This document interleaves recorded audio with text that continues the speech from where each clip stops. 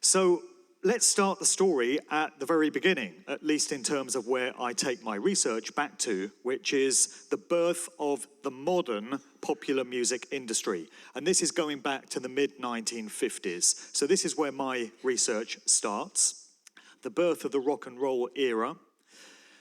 And what we find is some of the very early record labels, which were home to the prominent early musicians on the scene, had direct connections into the world of the military. So here's the first of many that we'll be encountering.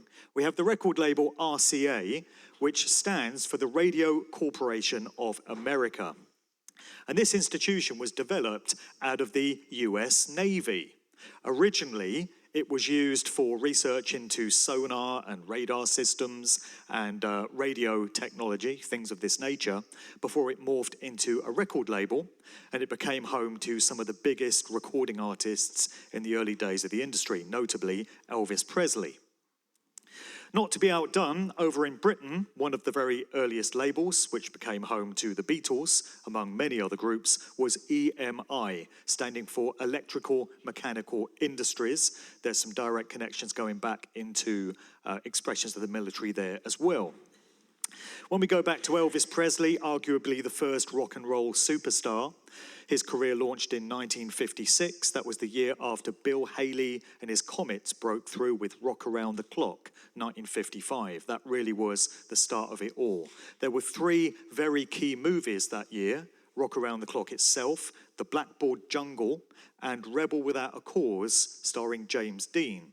And all these movies, in conjunction with the new rock and roll music that was coming out, were helping to define youth culture in those times. That was the birth of the phrase, the teenager. That's the first time that phrase had entered common parlance. And it all bears the hallmarks we can see now, in retrospect, of social engineering and culture creation. So when movements, scenes, trends like this come along, they never happen by accident. I wish it was some other way, but I'm just reporting what I've found. They always occur at the hands of social scientists and those who create these cultural scenes. And so it was with rock and roll, which was intended to drive a wedge between the generations, the young people of the time, and the value systems of their parents' generation. The social engineers have been doing this forever. They love sowing discord between the different age groups in society, or any other groups for that matter. And so they used early rock and roll music to do that. And Elvis Presley was the first kind of poster boy of that scene, effectively taking black rhythm and blues music and making it palatable to a white mainstream audience. This guy on the left is Colonel Tom Parker. You might have seen him portrayed by Tom Hanks in the recent Baz Luhrmann movie, all about Elvis Presley. He was a Dutchman, and he has a very dubious past. So he wasn't a real colonel, although he does have connections going back into the world of military intel. And effectively, he was Elvis Presley's handler. And this is what we find with any prominent musician or anyone who influences culture in a major way. They always have a handler allotted to them. The handler's job is to make sure they stay on script, that they adhere to the agendas that have been mapped out for them, and they don't go their own way and become loose cannons. We find out what happens to a few loose cannons as we go on. Over in Britain, at the time that Elvis Presley, I know. When two sirs get together, it's never a good look, is it? Blame the Queen. So at the same time as Elvis Presley emerged in America, we had the emergence of Britain's first rock and roll superstar. I know, hard to believe. Sir Cliff Richard. When he first started out, he was modelled as a kind of British version of Elvis before he adopted that Christian persona into the 1960s.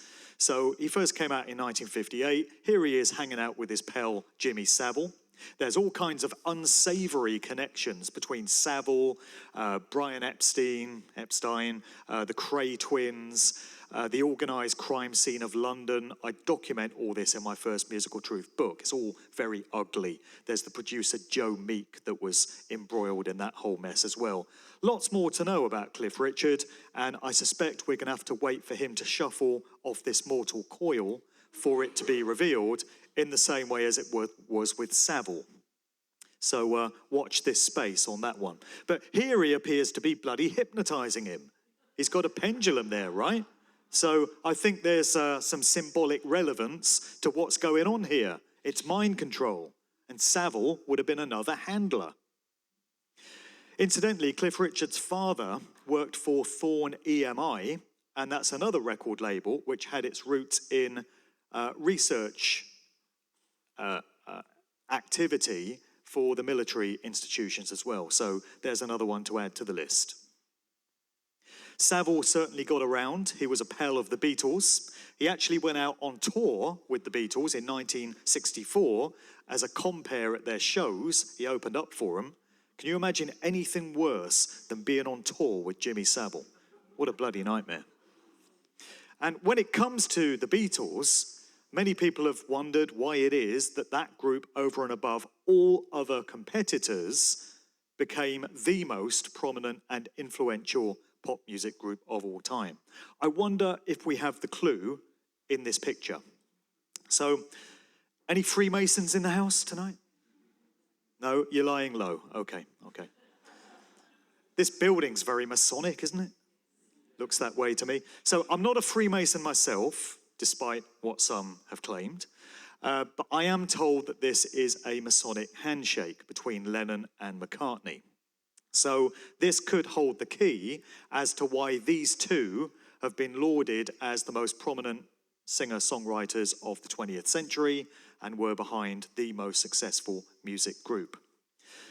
If anyone is familiar with the work of Mike Williams, aka Sage of Quay, you might have seen a series of videos which he's put out questioning whether it's actually physically possible for Lennon and McCartney to have written all the songs that they're said to have done. Mike has done some great forensic deep dives into what that group is said to have been doing at various points in their career, and he's demonstrated how it just is not practical for them to have written the huge number of songs that have been attributed to them. So if that's the case for one short period in their career, which he's analysed, it's probably the case for the entirety of their career. Sorry to shatter your illusions about the Beatles, but don't worry, I'll get around to everyone's group in the end. We come on to the question of just what sort of contract it is that many of these prominent recording artists enter into with these record labels. And we get a cautionary tale going back to the 1960s involving three very big names on the soul music scene. So we have Sam Cooke and Otis Redding, and also James Brown. And what links these three is that in the early 1960s, they were attempting to set up their own infrastructure, a record label, publishing company, to gain access to their own songwriting and to own their master tapes and things of this nature, to break free from the major record labels and to become autonomous. Well, word of this got back to the industry overlords, and as you might imagine, it didn't go down too well. And it didn't end too well for any of these artists. So first to go was Sam Cooke in December of 1964. He was shot, so the story goes, in a motel. And the story is that he was out drinking in a bar. He picked up this girl, went back to a motel with the girl. Her name was Alyssa Boyer. This is her here on the right. And she then tells the story that Sam Cooke tried to rape her. And so she says she ran to the manageress's office, a woman named Bertha Franklin, that's her here on the left, and tried to get help. And then Sam Cooke came running down the corridor after her, burst into the office, and in the chaos that ensued, the manageress shot him. That's the story that the public was given. But Sam Cooke's own family and also the soul singer Etta James has cast some doubt on whether this is what actually happened, because they saw the body and the state that it was in, and it was not consistent with the gunshot wound that he's said to have taken to the torso. So there's lots of unanswered questions when it comes to what really happened to Sam Cooke. Same thing with Otis Redding. So 3 years later, December 1967, Otis Redding was on board a light aircraft which went down over a lake in Wisconsin, resulting in the loss of life of himself, the entirety of the group, the Barkays, and a couple of others, although we'll come back to that event very shortly. And this occurred just a few days after Otis Redding had recorded arguably his most famous song, Sitting on the Dock of the Bay, ensuring major increases in sales for his record label and everyone involved in his music publishing as a result. So that just leaves James Brown. What happened to him? Well, his fate turned out to be rather different to Sam Cooke's and Otis Redding's, in that it seems the industry decided to have him work for them for the next 50 years as effectively a slave. He was known as the hardest working man in show business, but I wonder whether that would have been his choice. It seems that he was indentured to the industry for all that time. There is a legend which has persisted when it comes to James Brown, which is very similar to that which we get regarding Robert Johnson, the blues musician. And this is what's known as the Faustian bargain. This comes up endlessly connected to entertainment. It's the idea of selling your soul in exchange for fame and fortune. It's the German legend of the character Faust. A more modern rendering of it comes through Robert Johnson, the blues musician, who is said to have gone out to a remote desert location known as the Crossroads, which is said to symbolically represent the meeting of the 3D physical so-called world and the spirit world, a place where interactions can occur between those two realms and entities can step through from one to the other. So Robert Johnson is said to have made a deal with the devil, according to the myth, the legend, in exchange for great musical proficiency. And the same idea has persisted when it comes to James Brown, in terms of how he got his talent. Now, very interestingly, this idea formed the basis of a TV commercial starring James Brown for the BMW car brand, which was aired in 2002. It was directed by Tony Scott, who's the brother of the well-known film director Ridley Scott, and in it, it directly addresses the idea of James Brown selling his soul. So let's take a look at a little excerpt from that commercial first off.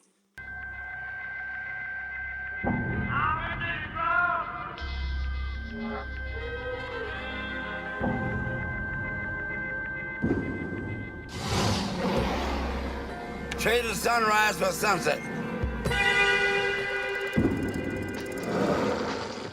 That's what I did.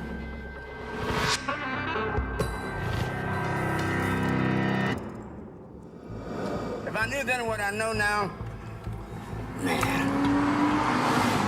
Darkness is death ignorance and the devil's time.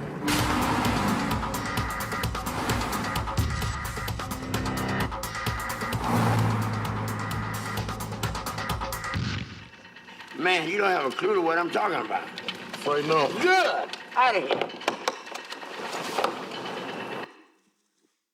All right, so it starts off with a young James Brown in 1954, when he would have been 21 years of age, and continues this way. I'm aging.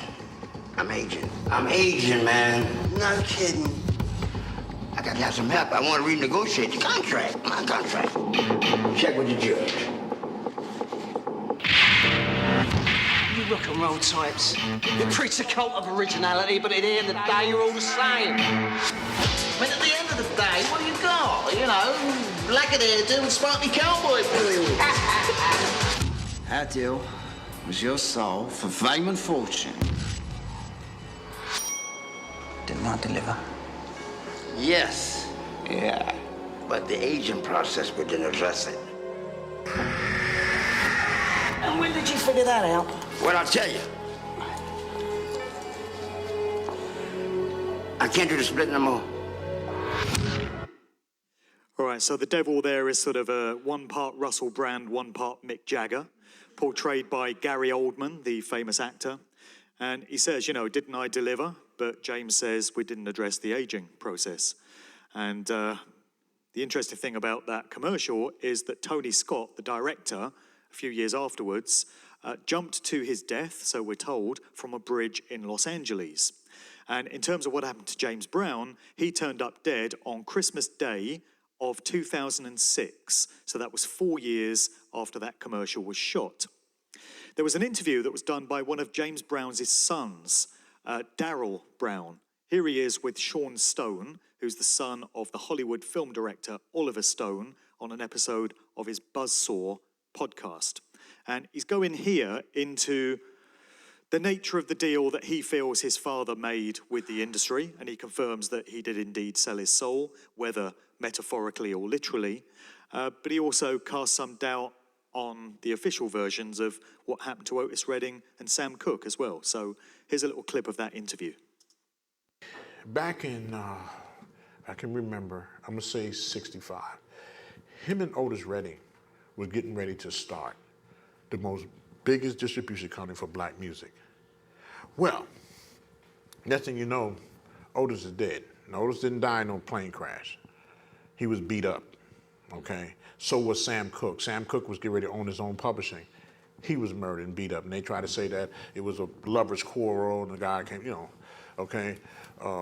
So all these things my father was telling me, but the reason why they didn't kill my dad, because they figured they could make more money off of him. Right, so long as they could make money off of you to keep you alive. Exactly. But at a certain point, they can also kill you and take your assets. Yeah, you become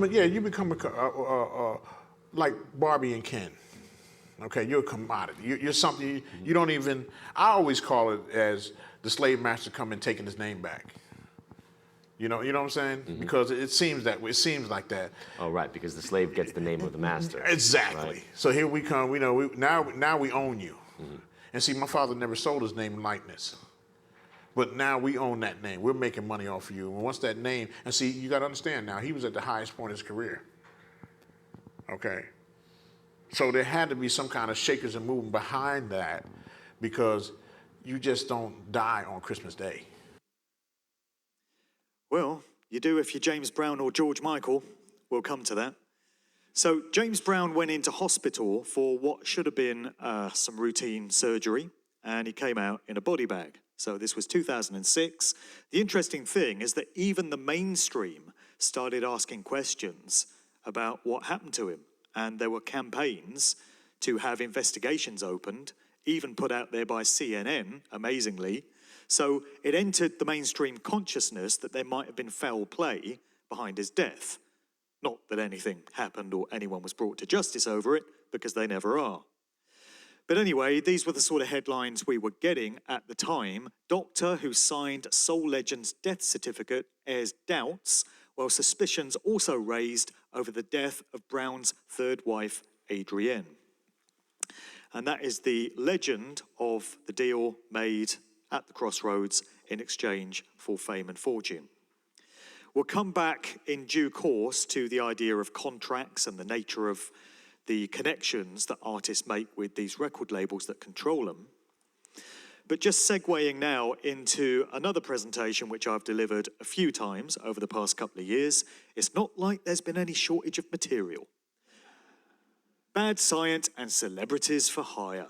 So this is famous people pimping themselves out for Big Pharma and for the establishment generally. We enter the realm of the lifetime actor. Lifetime actor is a term that was coined by the author and researcher Joseph Atwill.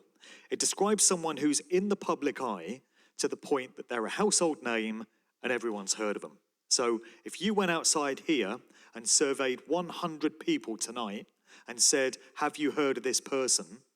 And in 100% of cases, the answer is yes, that career will have been facilitated for that individual, because nobody gets to that kind of status off their own back, or crossing their fingers for good luck, or as some sort of random expression of good luck. It just doesn't happen that way.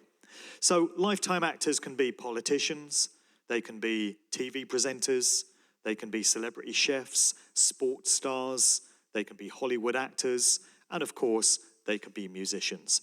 Great example is Sir, count 'em, Paul McCartney, or whoever he is. So, you know, he's sung for his supper over the past couple of years, done the bidding of those that have facilitated his career. We've got headlines like this from 2021. I feel fine. See what they did there? Beatles legend McCartney gives COVID vaccine a shot in the arm. Of course he does, because his handlers told him to.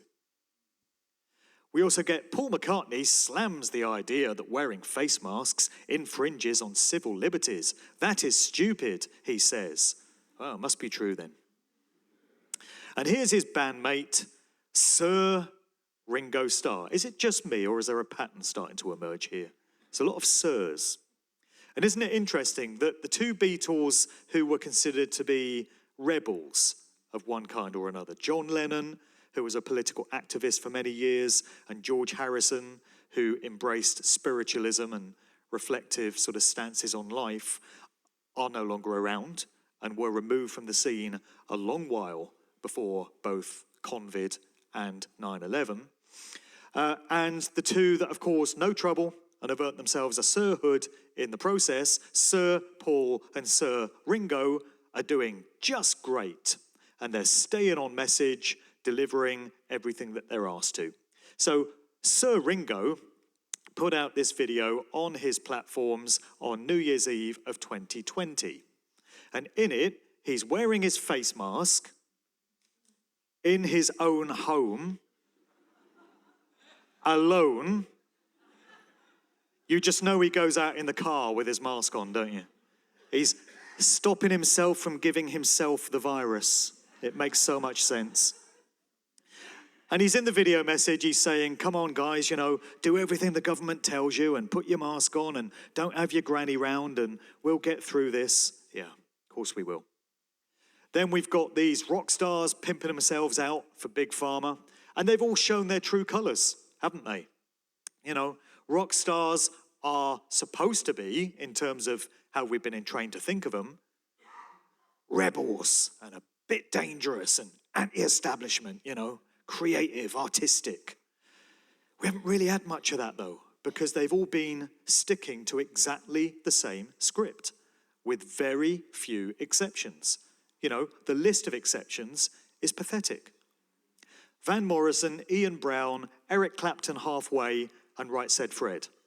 I mean, that's just pitiful. Where are all the punk rockers? Where's all the heavy metal guys? Where's the acid house ravers? Where are they? They're supposed to be a bit rebellious. Yeah, I know we are. But didn't we expect better of Bruce Springsteen? Born to run, born to comply, more like. So Springsteen, along with Dave Grohl, which is no great surprise when you get into Dave Grohl's true nature and the connections he has through his father, and people like Rod Stewart and so many other groups were saying, you can only come to our concerts if you're fully vaccinated. Rolling Stones too, Mick Jagger's been saying that. Guess we won't be going to the gigs then. Think we can probably cope without them. But they just show their true colours when they all come out on message, on script, all saying exactly the same stuff. So predictable. And when you know what you're looking for, you just see it happening time and time again. Ain't that right, Sir Elton? There's another one. He made this ad for the NHS, and they do a bit of laughing and joking about to start with, you know, just to get you to like Elton. And then comes the serious message, you know, go and take your arm spear, your 3-dart finish. And there was somebody else in that ad with him. He wasn't the only Sir delivering that message. Sir Michael Caine, you don't get to have an acting career as long-lasting and as prolific as this guy unless you're doing the bidding of the controllers of organized society and all aspects of entertainment and popular culture. It's no different in the Hollywood film industry to how it runs in the music industry. They have their assets. They have their chosen ones. And unfortunately, it's often the ones that we think better of. So in the music industry, a guy whose name often gets called out when people like to think of exceptions to the rule is that of Roger Waters of Pink Floyd. And certainly, he's been very vocal and very outspoken about certain issues, notably the conflict between Israel and Palestine. He's had no problem expressing where he stands on that one. But where was he when his voice was needed more than at any other time in human history over these past 3 years? He's been making comments in interviews like this. Thank God for Anthony Fauci, is that his name? He's obviously an extremely highly educated, brilliant man. He just can't trust a single damn one of them. Later on in that same interview, he says there's been a lot of good people working behind the scene in this COVID situation, like Bill Gates. Who knew that Bill Gates was a good person, eh? So they do show their true colours in the end. And like I say, every voice of dissent has been needed these past 2 or 3 years. And we've not got it from any of these celebrities or famous people. The real voices of dissent, the real pushback, the real activism has come from the likes of us. We've been doing that job because we can't rely on any of these bloody charlatans to do it on our behalf, right? And we are getting the job done. We are getting there. It does feel like we're chiseling away at a mountain.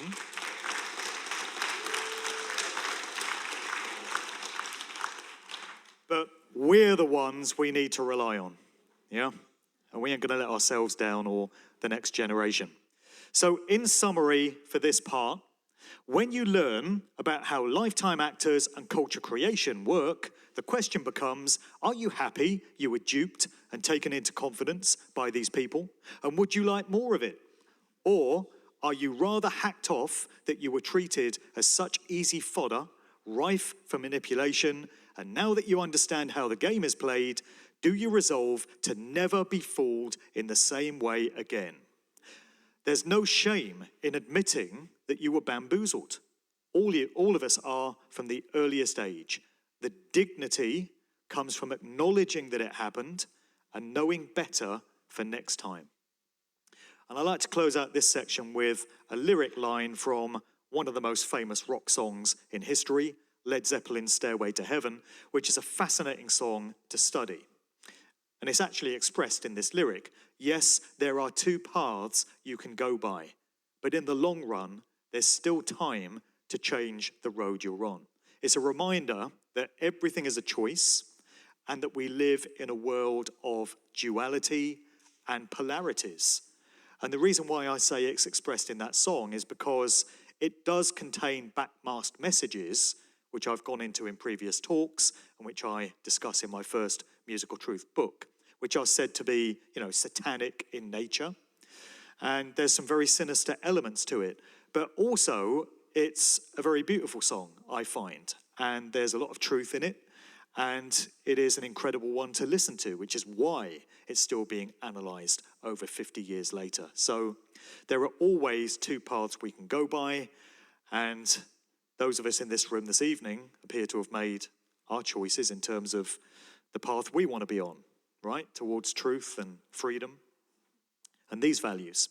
Now it's just a case of getting everybody else to come along with us. That's the real work. So for the remainder of this presentation, I want to focus in on 4 music acts of the 1980s. Are we all old enough to remember the 80s? I think most of us probably are. A couple of exceptions maybe. So I've got a lot on 2 very high-profile artists and then a little bit on 2 others as well. In my most recent book, I coined a term which I like to use, which I call nostalgicide.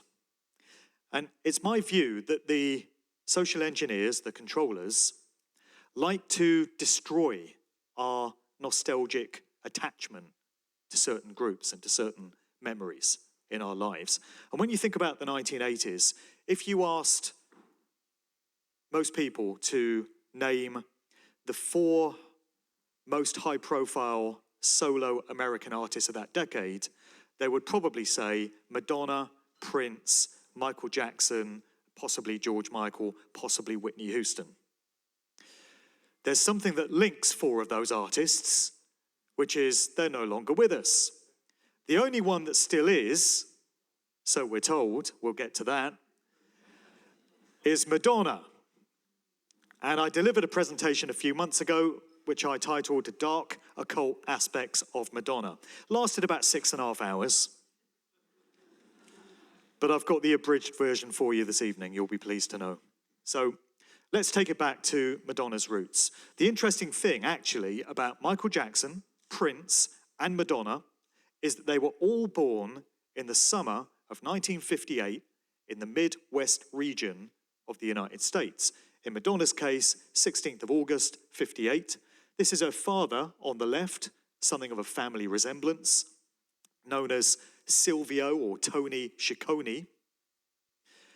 And he worked for Chrysler, the automobile manufacturer. But from this biography, we can find that the specific division that he worked for was in the development of army tanks for military deploy. So there we have yet another connection between the world of music and the world of the military. So often, it's the sons and daughters of military personnel who are given high-profile careers in entertainment and popular culture, because these institutions are military grade and they've been weaponized against the people.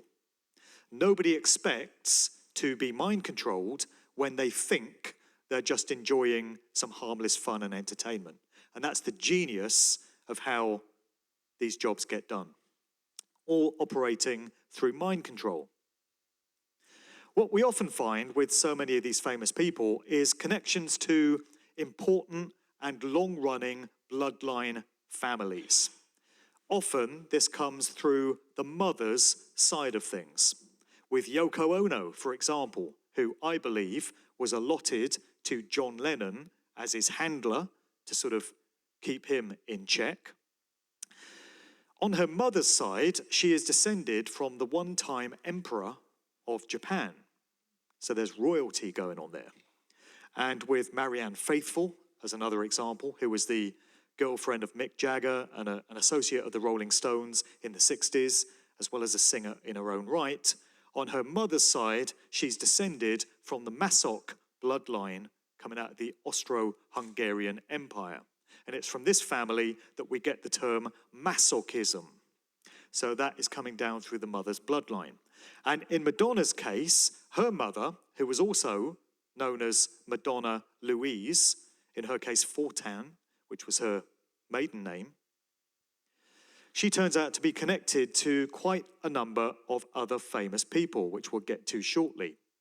But it's worth mentioning this story, which emerged in 2012. It made the mainstream. It was in the Daily Mirror, so it must be true. And it concerned Madonna employing a DNA cleanup crew when she went out on tour. So their job was to go into dressing rooms and hotel rooms where she'd been and to remove all forensic traces of her. Why would that be necessary? In the intervening years, a whole load of revelations have come out about just who Madonna is related to. So it seems that DNA cleanup crew are somewhat redundant these days. Because now we're getting headlines like this: Madonna, a cousin of Celine Dion, Justin Bieber, Justin Trudeau, Hillary Clinton, all the good ones, Ryan Gosling, Angelina Jolie, and Camilla, Queen Consort of the United Kingdom. So professional genealogists have done all the ancestry on all these people and shown how they're all connected, usually as cousins. She's a cousin of Lady Gaga. She's a cousin of Ellen DeGeneres, Degenerate. And it seems that this career was always on the cards for Madonna simply by virtue of the bloodline that she came from on her mother's side. So new generations of these important bloodlines are put to use in important influential roles in society. It can be as a politician or a business leader, but equally it can be as a singer. So here we've got Madonna's yearbook photo from high school, and on the right we've got what she had become a few years later. Quite the transformation, I'm sure you'd agree. Famous quote from her. I went to New York, I had a dream. I wanted to be a big star. I didn't know anybody. I wanted to dance, I wanted to sing. I wanted to do all those things. I wanted to make people happy. I wanted to be famous. I wanted everybody to love me. I wanted to be a star. I worked really hard and my dream came true. So that's the Cinderella fairy story that they sell to the masses. That's all you have to do, folks. Just never give up on your dreams. Always keep wanting it. Do a bit of hustling, bit of networking, and you too could be the next Madonna. You couldn't. And turns out you don't want to be either. Because I feel that with so many of these celebrities, if they could, they would swap places with the likes of us at the drop of a hat. Because they don't have the freedoms that we still do. As I say, many of them have mind control handlers, and they can't exactly pop down to the local grocery store for a loaf of bread and a pint of milk when they feel like it. These things we take for granted. Their lives are hell when you get into things like trauma-based mind control programming and satanic ritual abuse, which many of them will have been subject to. And there are many symbolic visual calling cards to indicate that Madonna has been subject to this. So there's a far-reaching program of mind control coming out of the CIA, which is known as MK Ultra. It has many different sub-projects and divisions.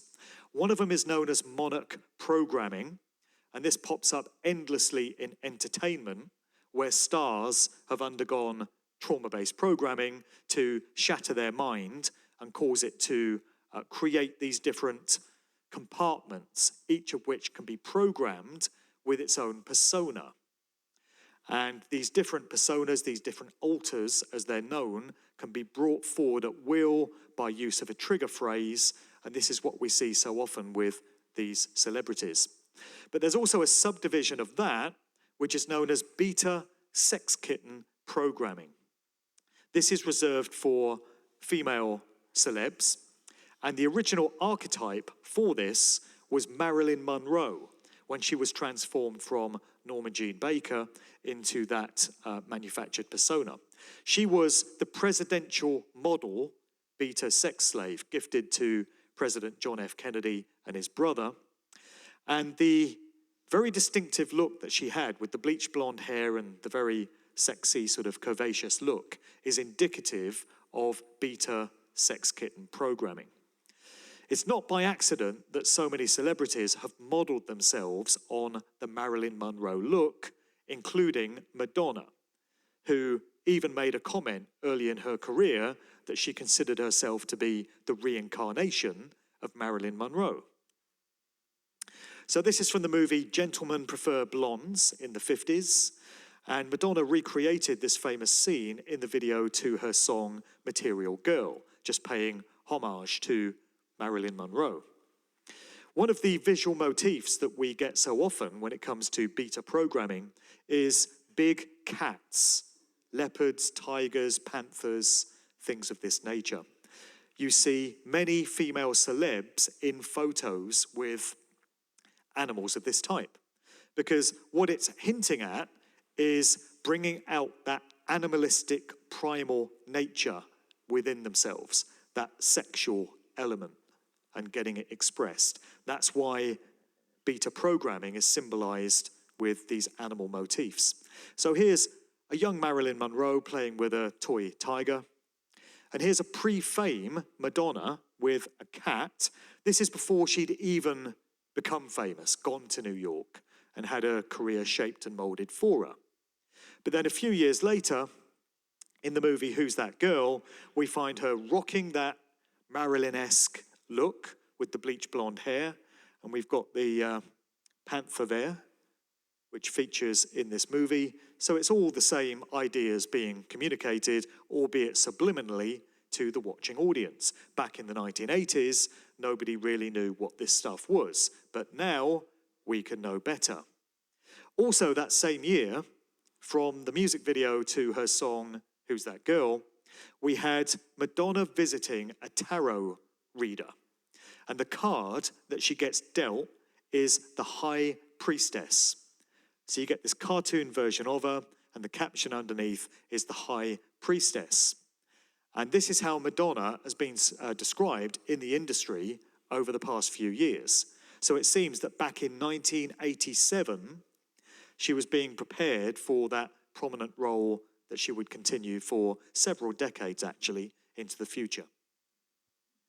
When it comes to this mind control programming, so often this is symbolized by Mickey Mouse ears, because it comes out of the Disney Corporation, which is a deeply evil and satanic institution, in high contrast to the public image that it's shaped for itself. And we find many female celebs wearing Mickey Mouse ears, and what that's conveying to those in the know is that this particular artist has been subject to that style of programming. This is Madonna's deepest and most incredible song. It's called Oh Father, and it features on her Like a Prayer album of 1989. And in it, she's openly talking about having suffered abuse at the hands of her father when she was young. So we fast forward several years and we've got Madonna absolutely pushing occult symbolism and mystery school esoteric teachings at every opportunity. So she performed at the Super Bowl halftime show. This is an article from the Vigilant Citizen website referring to her as the Grand Priestess of the music industry. She did an interview on Anderson Cooper's show shortly before performing that ritual, which is what it was, and this is what she had to say about it. Are you nervous about doing the Super Bowl? Oh my God, I'm so nervous. You have no idea. I am. Really? Yeah. I mean, first of all, it's the Super Bowl. I mean, the Super Bowl is kind of like the Holy of Holies in America, right? So like here I am, I'm gonna come into the halfway between like the church experience, and I'm gonna have to deliver a sermon that's going to have to be very impactful, right? So she's openly talking about it being the Holy of Holies, and it's like a church service, you know, so making that religious sort of connection with that event, which is supposed to be entertainment. That's all it's supposed to be. But of course, it's so much more. And a few years earlier at the MTV VMA Awards, Madonna had kissed Britney Spears full on the lips, and that caused controversy at the time. This was 2003. It was pre-wokeism, you know, so these things actually were shocking back then. And this has been interpreted as symbolic of Madonna passing the baton over to Britney Spears as the next pop princess, you know, grand priestess of the industry, because Britney Spears' career sort of went through the roof from that point. But Britney Spears is another deeply damaged soul, as I've demonstrated in other talks, and it's certainly not ended happily for her. Never does for any of them, actually.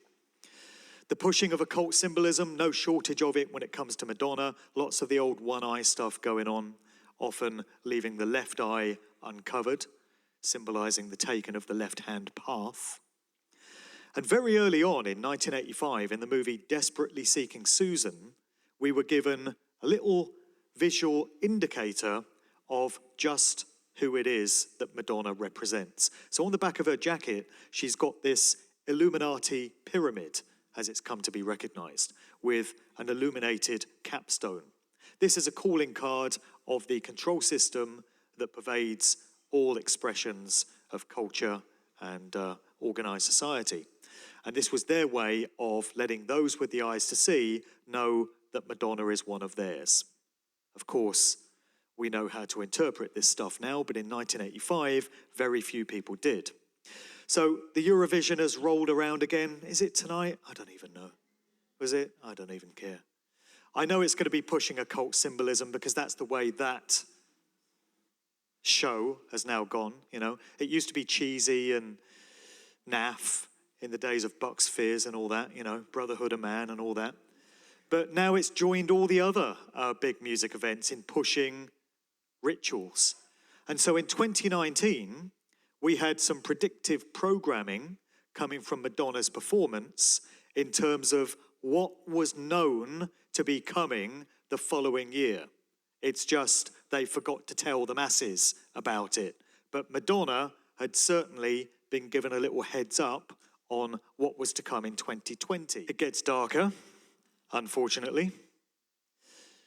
There is food-related terminology which has been identified by the FBI as being used by pedophiles and child sex trafficking gangs to communicate amongst each other.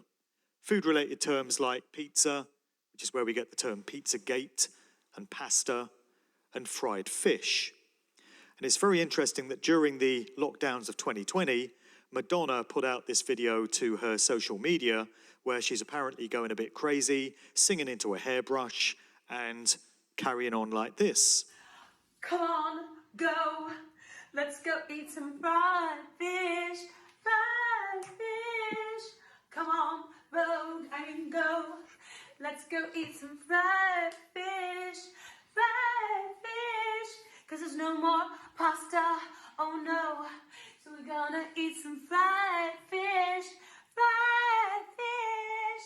Yeah. It's not looking good, is it? Which brings us on to the biggest question of all, which is it possible for this to be two photographs of the same individual? What we have on the left is Madonna from about 2005. So she was starting to look ropey even then. And on the right, we have what purports to be Madonna in 2022, at which point she was 64 years of age. Now, I've heard of work being done. I've heard of cosmetic surgery, but I wonder whether the very best surgeons in Hollywood could achieve that kind of transformation. Nobody faced with that picture on the right would ever say, oh, that's Madonna, if they had not been told by the press that it is. It leads me to question, what's happened to Madonna?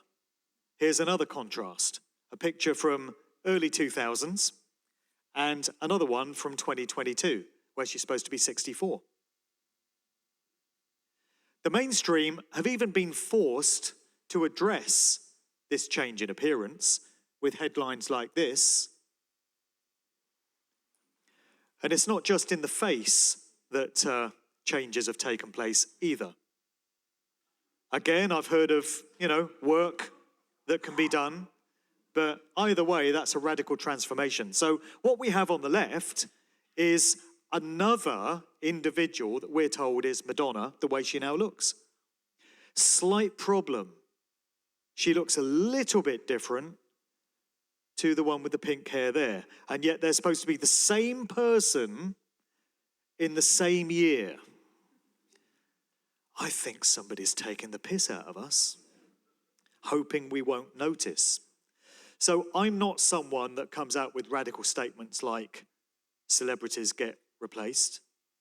I mean, there's Paul McCartney, obviously, but many researchers will tell you that loads of celebrities have been replaced, and I think in some cases they have. And I'm just wondering what has happened to the original Madonna because she doesn't appear to be around anymore. It's not a question that I propose to have the answer to, but it remains a perplexing one either way. And just closing out this section, Madonna's birthday was the 16th of August, which turns out to be rather an unlucky day for musicians. So Aretha Franklin passed away on that date in 2017. Elvis Presley, we're told, died on that date in 1977. And Robert Johnson, the aforementioned, died on that date in 1938. So you got the Queen of Soul, the King of Rock and Roll, and the King of Blues all dying on Madonna's birthday. And as I said, there were three major solo superstars in the 1980s, all of whom were born in the summer of 1958 in the Midwest region. And this brings us on to a section involving Prince. This is an abridged version of another full-length presentation that I've done all about Prince. The main takeaway from it comes from an essay which I included at the end of Musical Truth Volume 2, written by a friend of mine named Dan Munro. And Dan has identified themes of duality which apply throughout Prince's career. So the most obvious expression of that is the fact that he always conveyed both masculine and feminine sides to himself. So he had loads of girlfriends, and he could put that bass in his voice and be very masculine when he wanted to be. But he could also be very effeminate and strike a falsetto and wear women's clothing. So you've got that embracing of both aspects of himself going on. And there are often two things at once when it comes to themes in Prince's music. We see another expression of this in the symbol, which he came to be known by during the period where he was in legal disputes with his record label, Warner Brothers. And he said he didn't want to be known as Prince anymore. He just wanted to be known by this unpronounceable hermaphroditic symbol. And to me, this brings to mind ideas of the Baphomet, this androgynous entity created by the French occultist and Freemason Eliphas Levi, and so beloved of various mystery school occult groups. Elements of masculinity and femininity going on at the same time there. The sun and the moon, and light and dark, up and down. Seems Prince had some knowledge of these themes. So much of his material could be very lewd and lascivious. He had an album early on titled Dirty Mind. And there was a track on there called Sister, which includes lyrics like, "My sister never made love to anyone else but me. She's the reason for my sexuality. Showed me where it's supposed to go. A blowjob doesn't mean blow. Incest is everything it's said to be." Shocking stuff for the early 80s. But one thing that's been identified is that every time Prince puts out a track of that nature, he then puts out one of a very spiritual, very higher-minded, reflective nature to sort of counterbalance it. And it's almost as if he spent his entire career sinning and then seeking redemption for the sin. These are recurring themes. We get a lot of that from the album 1999, which came out in 1982. Prince seemed to have this obsession with the idea of destruction or annihilation at the hands of nuclear weaponry in the early 80s. Such was the paranoia in society about the Cold War standoff that was going on at the time. So in the title track to that album, he's got the lyric, "Everybody's got a bomb. We could all die any day. But before I let that happen, I'll dance my life away." Then he says, "They say 2000, party over.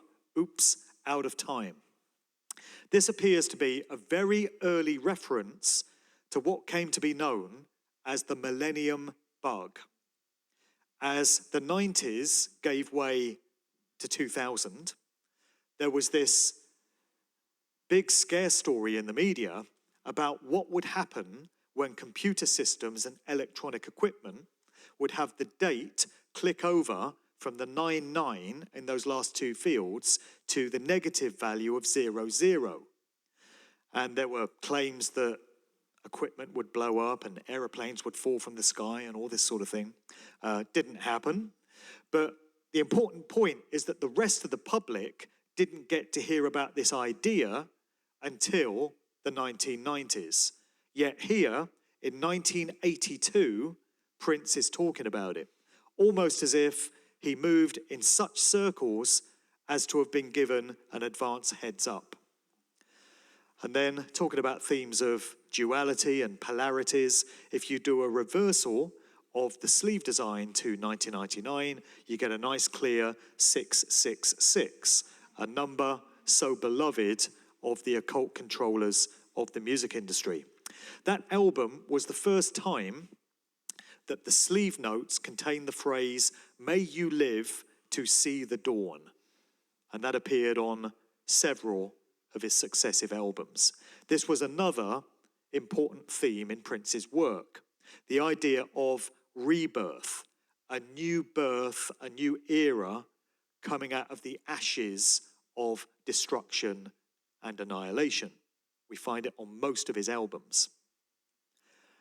On his 1985 album, Around the World in a Day, he's got a song called The Ladder.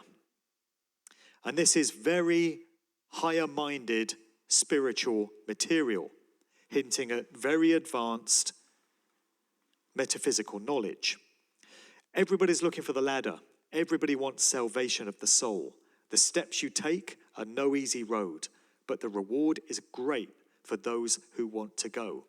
The ladder is symbolizing the rising of Kundalini energy going up the human spine with the 33 vertebrae, and what is also referred to as the raising of the chrism oil. Prince, it would appear, had knowledge of this process. Higher-minded spirituality. However, no easy answers with Prince, just like with Madonna, because in 1987, he put out an album simply titled The Black Album. It was very promptly withdrawn from distribution. It did get released by Warner Brothers years later in 1994, but in 1987, it was withdrawn, and if anyone managed to get hold of a copy, it ended up being worth tens of thousands of pounds. The album contains some very dark themes, so we're back in that territory again. He's got a song on it called Cindy C, which is about the supermodel Cindy Crawford, who was big news in the 1980s. It's got the lyric, "Cindy C, play with me, I will pay the usual fee," hinting at sex trafficking or prostitution. "I'll give you 7 sips of elderberry wine, maybe we'll unlock the secrets of your mind." That would appear to be a direct reference to trauma-based mind control and the different alters that are created through dissociation. That would be the case with supermodels and all kinds of celebrities. There's also a song on that album which contains this rather disturbing lyric. "If your body needs water, keep on dancing because you oughta keep the blood flowing down to your feet. Brother Maurice will be round in a minute with a bucket filled in it squirrel meat. The blood real good if you drink it real fast, but the aftertaste just lasts and lasts." And the first thing I thought of when I heard that lyric for the first time was a word that begins with A. And everything that we're starting to hear about that now. So Prince continually embracing different dual aspects of his personality, his shadow self and his higher-minded self. And then we come on to the news of his reported death in April of 2016 at his Paisley Park complex, just outside Minneapolis. Here it is, it's got the symbol outside, it's got a capstone, which glowed purple whenever Prince was in the building. Interesting that he died, so we're told, on the very same day that this individual was born, 21st of April. And in 2016, the world, or at least the Commonwealth, was being coerced into celebrating the 90th birthday of the Queen. Various monuments around the world were illuminated in purple for this occasion. And then Prince, a man best known for the album, the song, and the movie Purple Rain, turns up dead. Niagara Falls there was one of the monuments illuminated in purple, and things start to get very strange and very synchromistic when we throw in the character known as Vanity, who was a protege of Prince's and one of his girlfriends. So Vanity was born on Niagara Falls in 1959. She died 2 months before Prince at the age of 57. Vanity's date of death was exactly the same as that of Prince's mother 14 years earlier, 15th of February. And Prince's father died on the exact same day as Aaliyah, the R&B singer, on the 25th of August, 2001. This was 17 days before the events of 9/11, and 17 days was the title of the song which appeared as the B-side to Prince's When Doves Cry. There was a brand of beer brought out by the brewery chain Green King that year, known as Purple Rain. Quite the coincidence. Here's Prince talking in the 1990s about how he wanted to break free from his record label Warner Brothers, and he has a thing or two to say about the nature of the industry. And listening to him speak here is very reminiscent of what James Brown, Otis Redding, and Sam Cooke were saying way back in the 1960s. The reason why it became such a big deal back then is ever since my third album, I wasn't really taking large advances from the recording companies. I was recording the albums myself in my own studio. So the way I looked at it, I owned the work because I paid for it. And I did all the work. I created it, so I felt like it should belong to me. That said, the companies felt otherwise, and they would always hold this contract up and say, well, you signed it. And I say, well, I understand that. It's not like I want to leave. I just want to, talk about this thing and see if we can't make it more fair. Of course, they wouldn't change, because if they changed, they wouldn't really exist. And that's kind of the situation we're in right today. They're not going to exist much longer. But it's not like we're against them or anything like that. The idea is that we find better ways of working with one another. It shouldn't be a situation where they own the album or the work. We're talking about intellectual copyright. All right, so those are the kinds of comments which aren't necessarily going to stand you in good stead with the corrupt controllers of the music industry. So just thinking here of possible motives for getting rid of Prince, removing him, if that's what happened. Had he become surplus to requirements? Had he become a bit of a loose cannon? There's also this chat show appearance that he made in 2009, where he started talking spontaneously about chemtrails. Not the sort of thing you're supposed to bring up on a chat show being watched by millions of people. Can't imagine that would have ingratiated him to the industry controllers either. So from that, Prince would appear to be on our side and trying to warn people about stuff that's going on. But then we have to factor in what this was all about. This is an audio excerpt from a concert that he performed in Utrecht, Netherlands in December 1998. So a little less than 3 years before the events of 9/11. This is how this concert ended. I gotta go back to America. I gotta go get ready for the bomb. I'm talking about getting ready to bomb.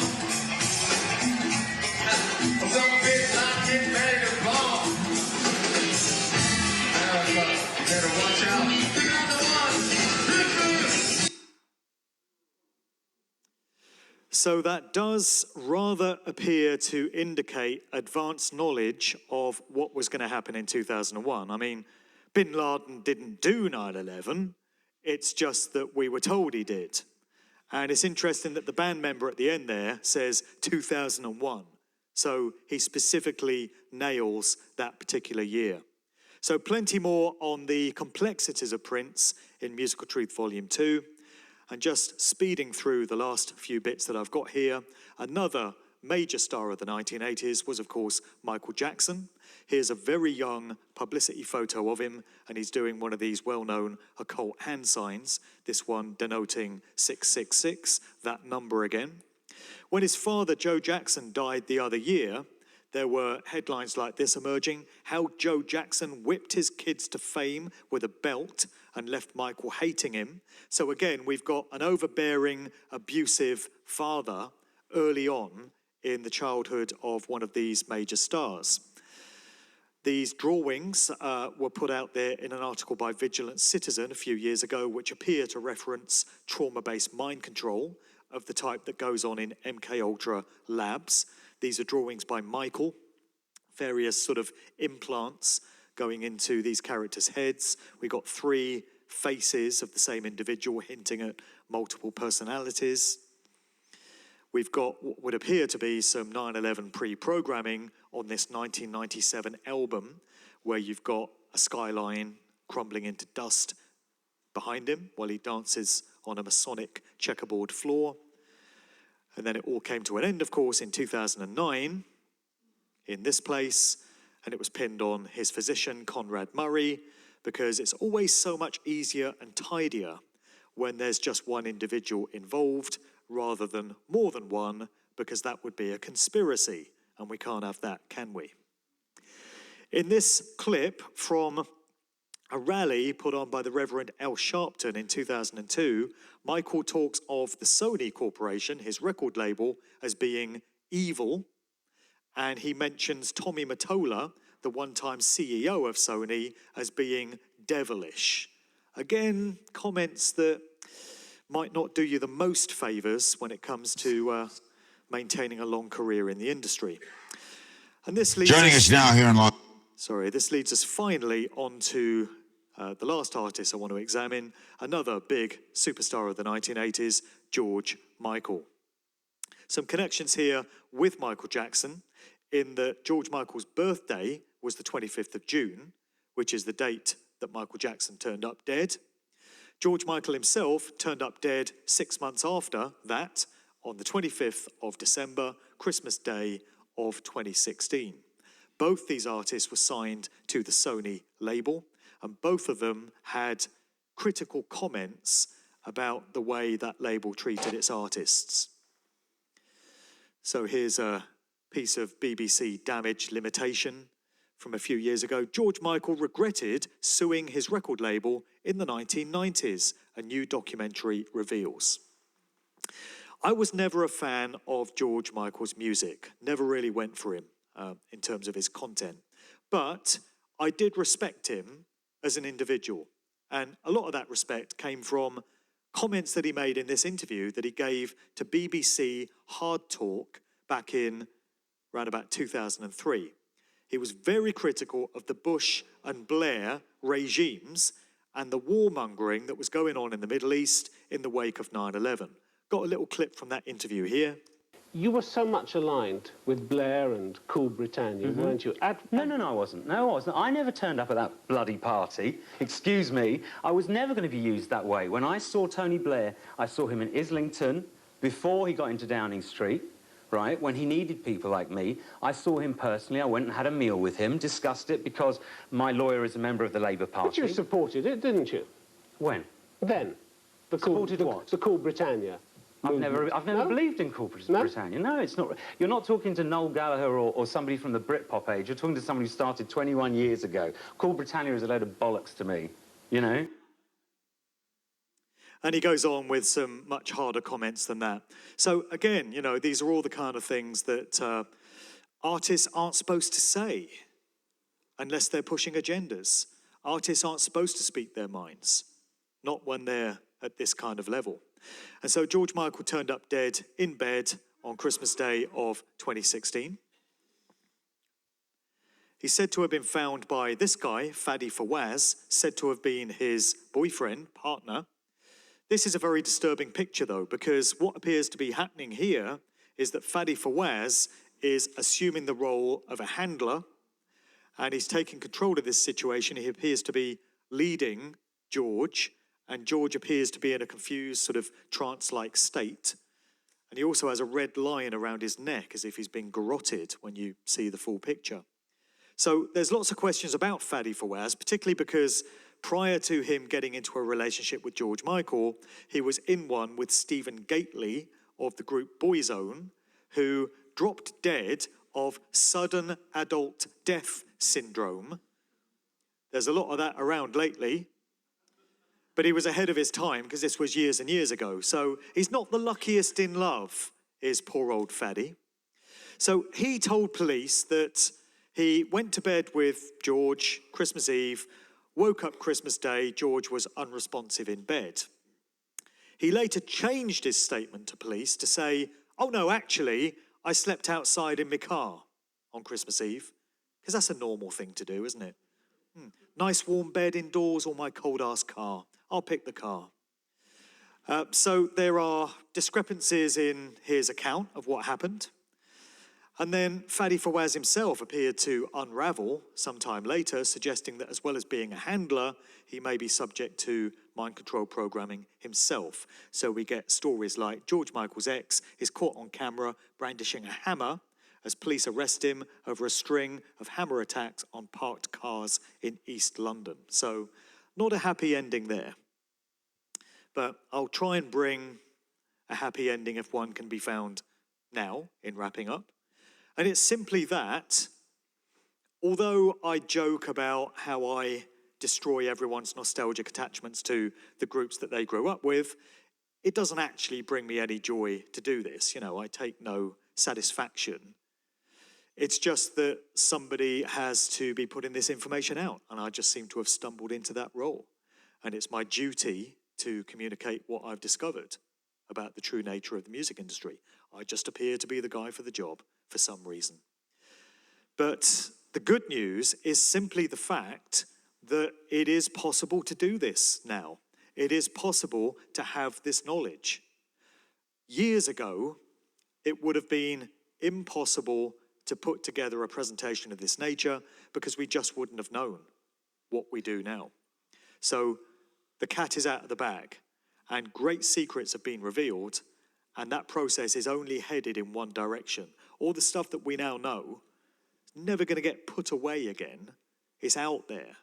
And more of it is going to come spewing forth, particularly when the likes of us take on our responsibilities for conveying this information far and wide to anyone that will listen. And that process is well underway. It's not happening as fast as I would like it to. The analogy I often use is that we've got a mountain in front of us that we have to get rid of, and each of us has a hammer and chisel, and we're chiseling away at this mountain. And when there's just a few of us doing it, you can think, this is going to take thousands of years. But then more people come with their hammers and chisels, and then more and more and more. And different groups take different sections and chisel away. And you can see that as that process continues to snowball exponentially, eventually we're going to get there. We're going to get to where we need to be. So I take encouragement from the fact that this process is underway, that great secrets that have been guarded jealously for decades aren't secrets anymore because the likes of us can know about them. There's things we can know about the inner teachings of secret societies and occult groups. We're not supposed to know about these things. It's only supposed to be for the initiates, and yet that information is now out there. It's only going to continue. It's only headed in one direction, and we've just got to stay the course and do whatever we know we must to assist in that process. And as long as we do, we will get to where we need to be. And that's why I draw encouragement and optimism from all of this stuff. Thanks for listening.